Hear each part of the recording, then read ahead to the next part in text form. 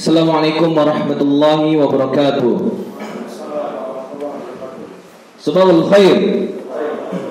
Innal hamdalillah nahmaduhu wa nasta'inuhu wa nastaghfiruh wa na'udzu billahi min shururi anfusina wa min sayyiati a'malina may yahdihillahu fala mudilla lahu wa may yudlil fala hadiya lahu. Asyhadu an la ilaha illallah wa asyhadu anna Muhammadan 'abduhu wa rasuluh sallallahu alaihi wasallam.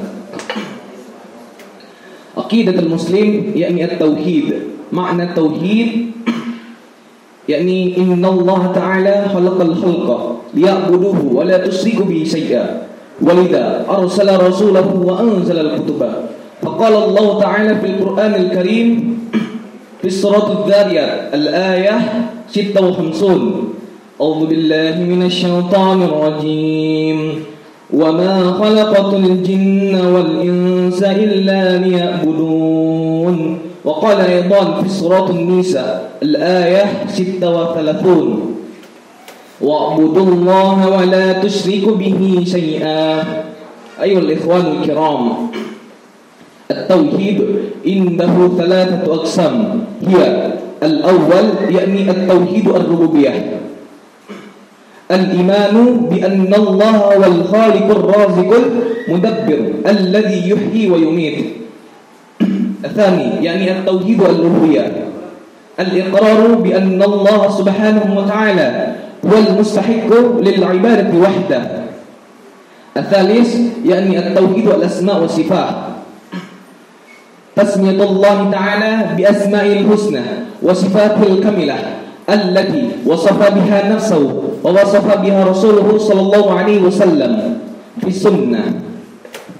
أيها الإخوان الكرام، لا تكون عقيدة الصحيحة إلا بشرطين ما هما؟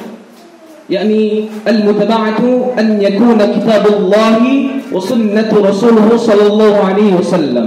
هذا مني، شكرا على اهتمامكم والسلام عليكم ورحمة الله وبركاته. Assalamualaikum warahmatullahi wabarakatuh. Waalaikumsalam warahmatullahi wabarakatuh. Perkenalkan, nama saya Muhammad Lutfi Habibi. Saya dapat tugas di sini sebagai public speaking bahasa Indonesia mengenai tentang apa ibu atau bapak tahu Hoka Bento. Di balik kesuksesan Hoka Bento, apa sih rahasianya? Kenapa bisa dia dalam waktu perkembangan yang cukup pesat bisa menjadi 170 gerai di dalam Indonesia? Siapa sih pendirinya dan apa achievement yang dia dapat selama dia mengerjakan bisnis itu?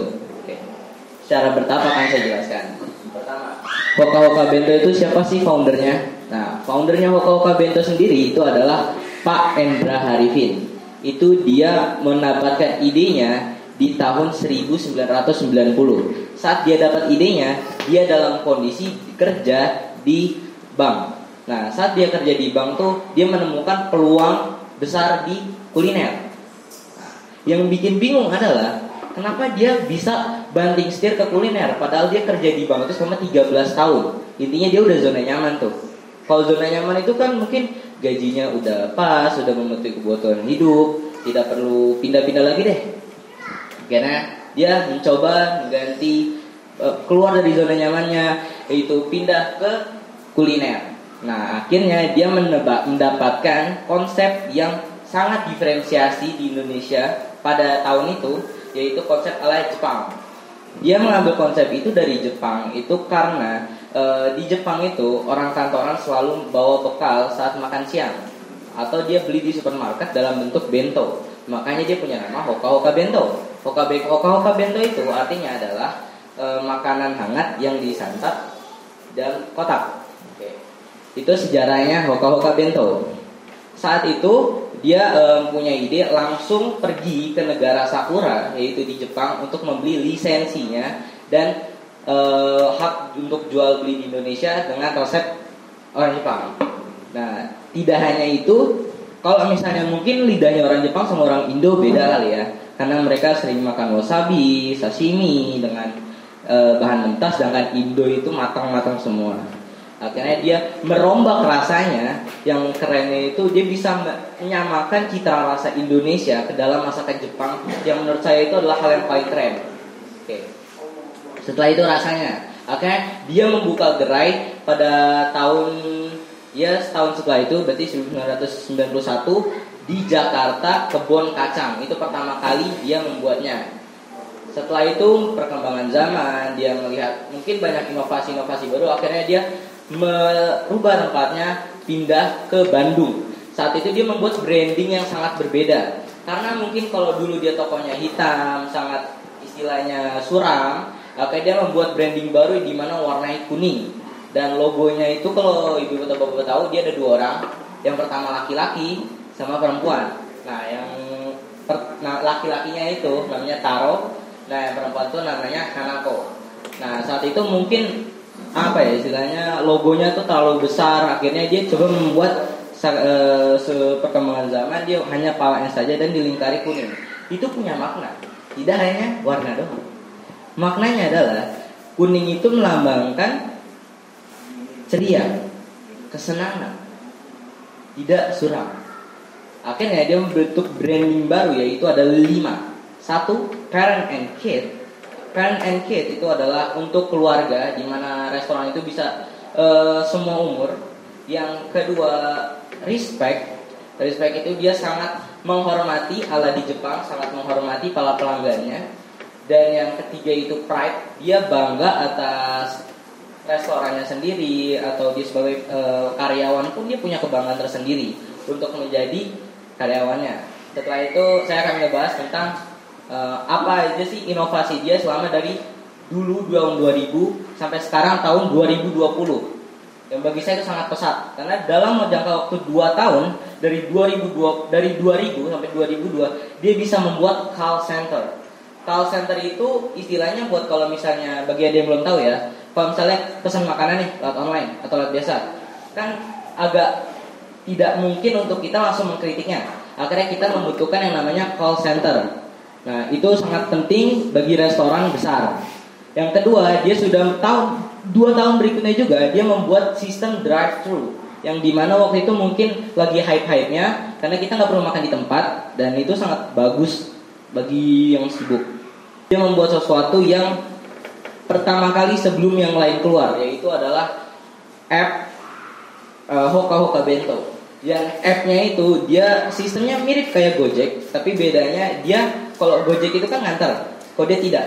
Dia biasanya dikasih lihat kayak ada gerai kecil gitu, khusus Hoka Hoka Bento, di mana itu dibawa pulang sebelum lagi rame-rame ini. Makanya habis itu banyak orang istilahnya ngikut, bukan lagi tapi ya sering ikut. Akhirnya jadilah semacam kayak ya nggak boleh makan di tempat tapi dibawa pulang. Pak Arifin sendiri dia punya quotes yang bagi saya itu sangat penting. Bisnis itu tidak hanya modal nekat saja, tapi butuh perincian yang jelas. Karena kalau dia tidak butuh rincian yang jelas, dia pertama tadi saya bilang dia dari bank 13 tahun, itu berarti dia di zona nyaman. Kalau dia tidak punya rincian yang jelas, saat dia keluar dari bank, menghabiskan uangnya untuk bayar lisensi ke negeri Sakura segala macam, tapi tidak ada rincian yang jelas, apakah berhasil? Enggak. Karena itu dia butuh rincian yang jelas. Makanya untuk bisnis, emang ada orang yang bilang dalam berbuat bisnis kita harus mencoba trial and error. Oke, itu benar, tapi dalam jangka panjang kita butuh perencanaan. Karena jika tidak perencanaan, oke, jalan, tapi gak akan berkembang. Makanya ini saya di sini belajar gimana cara perencanaan yang baik, gimana caranya untuk ke depan branding yang berinovasi terus tiap tahunnya yang akan mengikuti perkembangan zaman. Oke, itu yang saya dapat dari Skala Indonesia. Skala Matan. Nah, untuk ini pesan terakhirnya. Dalam saya mencoba itu, akhirnya saya mengikuti jalannya Pak Arifin ini. Saya mencoba menjual produk. Ada 2. Tuh di depan ada jual. Boleh dibeli. Kan sekalian promosi. Oke. Yaitu adalah pertama coklat. Namanya Signature Chocolate Fresh Milk. Itu adalah saya ngambil resepnya dari Starbucks. Starbucks biasanya harganya mahal. Saya nggak usah mahal, murah aja. Karena dijual di sini harganya enak, nggak perlu mahal. Ada di depan, lupa saya bawa. Oke, harganya Ya boleh nego lah kalau misalnya datang aku. Yang kedua ada blueberry cheese milk. Itu saya pengen coba menjangkau pasar para perempuan yang lagi trending sekarang. Kayak misalnya saya ngambil dari konsep Singapura, yaitu kan kalau dulu boba itu trending, tapi cepat mati gara-gara banyak yang bilang efek boba berlebih itu dapat mengefekkan diabetes atau something. Kalau ini enggak. Coklat itu dia punya manfaat. Ya manfaat pertamanya adalah mengontrol gula darah. Nah, jadi less sugar. Less sugar. Yang pertama. Yang kedua, dia dapat mengontrol nafsu makan. Jadi kalau misalnya kita lagi keluar atau lagi naik gunung, daripada makan ribet, mendingan coklat. Nah, coklatnya punya saya. Oke. Sekian dari saya, Muhammad Bibi. Assalamualaikum warahmatullahi wabarakatuh. Waalaikumsalam. Assalamualaikum warahmatullahi wabarakatuh. Hi. Very start, let me say that we all have something in common. You don't know what I'm going to say, and neither do I. The truth is, I don't even know what to say. In fact, there are over 1 million vocabularies in the dictionary. They all came up with these phenomenal products that literally blow my mind. And people may think making a product is easy, but the truth is, it's a little harder than you think. The first thing you need to do is ideation and concept. Let's say it starts with an idea you've got while taking a shower. The first step will be to describe the concept on a piece of paper. Although there are many ways to conceptualize a product, such as juggling ideas, brainstorming, friendly advice, and market feedback. Oh, speaking of market, let's head on to the second one, market research.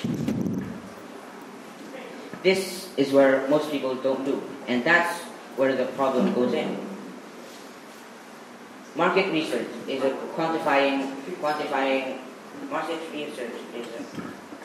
about quantifying the size and characteristic of the demand for a product. It's a lot easier to conceptualize an idea. You see, everything needs planning before you do action, and without action, you'll gain nothing. And the next one is crowdfunding. At this stage, the product isn't entirely finished. Although you're already perfecting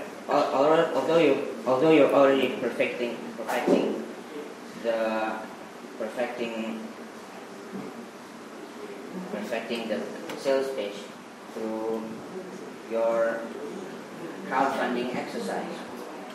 Through crowdfunding, you can learn from real users' receptivity to the first look of the product into an item using basic sketches and rough materials. Even kids can do that. Now is design and production.